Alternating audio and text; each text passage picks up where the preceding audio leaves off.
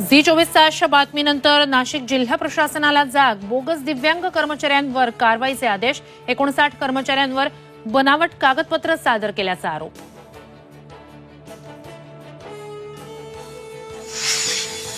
कोल्हापूर जिल्ह्यात पावसाचा जोर पुन्हा वाढला. राधानगरी धरणाचे 7 स्वयंचलित दरवाजे उघडले. धरणातून 11,000 क्युसेक पाण्याचा विसर्ग सुरू. भोगावती नदीकाठच्या गावांना सतर्कतेचा इशारा.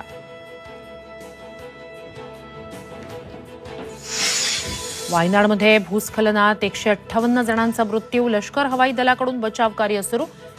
केरळमध्ये मुसळधार पावसाचा इशारा. 8 जिल्ह्यातील शाळा बंद.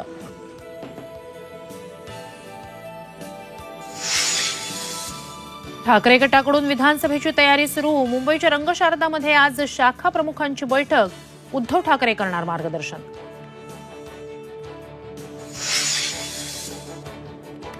मुख्यमंत्री माझी लाडकी बहीण योजनेत विक्रमी नोंदणी. 25 दिवसात 1,80,00,000 अर्ज दाखल.